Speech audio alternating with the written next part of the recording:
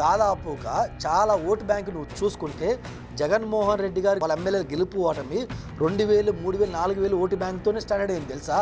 మరి ఆ vote bank మొత్తం ఎవరిది? వాళ్ళకి పడాల్సిన ఓట్లు కాంగ్రెస్ పార్టీ లాగింది. కాంగ్రెస్ పార్టీ అక్కడ ఓటు బ్యాంక్ చీలింది. వైసీపీకి కాంగ్రెస్ ఓటు బ్యాంక్ చీలటం వల్ల వాళ్ళకి మెజారిటీ తగ్గింది, మీకున్న మెజారిటీ మీకు వచ్చింది. అలా మీరు గెలిచారు అంటే ఆటోమేటిక్గా మేము అక్కడ కొంత బలపడ్డట్టే కదా. మేము బలపడాలి, మేము అధికారం రావాలి, మేము అపోజిషన్ కావాలి, మేము ఎమ్మెల్యే గెలవాలంటే మాకు ఒక ప్రణాళిక ఉంటుంది. ఫస్ట్ మాకు అడ్డమున్న వ్యక్తి ఎవరు? జగన్మోహన్ రెడ్డి. ఆయన ముఖ్యమంత్రిగా దించాలి. దాంట్లో షర్మిలమ్మ సఫలీకృతం అయింది. సెకండ్ వన్, ఇప్పుడు మాకు టార్గెట్ ఎవరు? జగన్మోహన్ రెడ్డి గారు ముఖ్యమంత్రిగా దించిన తర్వాత మా ఓటు బ్యాంక్ మొత్తం టీడీపీ దగ్గర, జనసేన దగ్గర, బీజేపీ దగ్గర లేదు.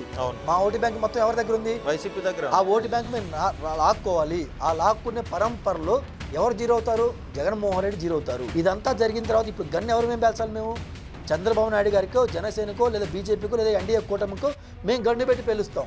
అంటే మా ఆయుధాలు మేము సమకూర్చుకుంటున్నాం. ఆ పనిలో షర్మిలమ్మ ఉంది.